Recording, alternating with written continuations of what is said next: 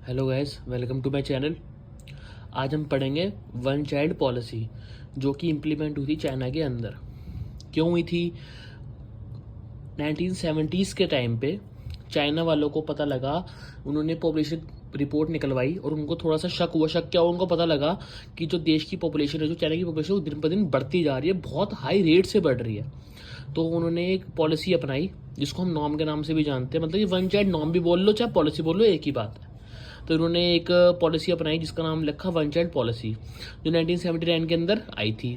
The important implication, मतलब कि तुम एक बात सोचो, अब एक देश है चाइना, कोई लो एग्जाम्पल, उसी देश में तो वन चाइल्ड पॉलिसी लगाई गई थी। अब उस देश के अंदर जो वहाँ का प्रधानमंत्री था, उसने क्या करा, वहाँ की जो वो लगाई, पॉलिसी लगाई। इस पॉलिसी के अंदर ये था कि जो भी एक बच्चा पैदा करेगा उसकी फीस की, मतलब सारी की सारी फीस हो गई, फीस स्ट्रक्चर हो गया, सारा खाने पीने का खर्चा हो गया, एजुकेशन का खर्चा हो गया, सब सरकार उठाएगी। तो इस लालच में वहाँ के लोगों ने एक एक बच्चा पैदा करने की कोशिश करी और एक ही बच्चा ही पैदा करा। बट मान लो बाई चांस फ्यूचर में किसी के ट्विंस हो जाते हैं, जुड़वा बच्चे हो जाते हैं, तो वो उनको तो बल्ले बल्ले उनकी। क्यों बल्ले बल्ले है? क्योंकि उनके साथ कोई रूल था ही नहीं। ट्विंस हो गए तब भी सरकार उठाएगी खर्चा, एक बच्चा हो तब भी सरकार उठाएगी खर्चा। अगर एक से ज़्यादा बच्चा हुआ तो वो उसका सरकार खर्चा नहीं उठाएगी, उस पर फाइन लगाएगा सरकार। तो इसी डर से लोगों ने एक ही बच्चा पैदा करने की कोशिश करी। अब इससे बहुत सारी चीज़ों के फायदा भी हुए। एक तो इनकी पॉपुलेशन ग्रोथ थोड़ी सी लो हो गई, ऊपर से जो वहाँ की औरत है, मतलब कि जो वुमेन्स थी वहाँ की सारी, उनके पास मतलब एक तरीके से बहुत अच्छी उनकी हेल्थ हो गई। जैसे मान लो कोई भी, मतलब अब कोई भी वुमेन होती है, अब वो 12 बच्चे पैदा करेगी तो रिकवरी का टाइम थोड़ा कम लगेगा उसके अंदर।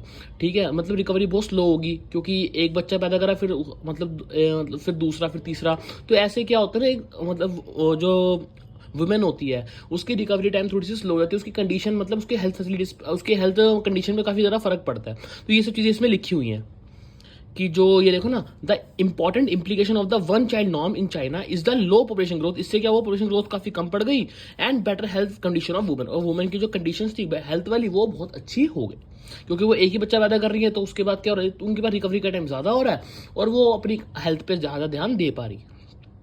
लेकिन इससे बहुत बुरी चीज़ भी एक हुई।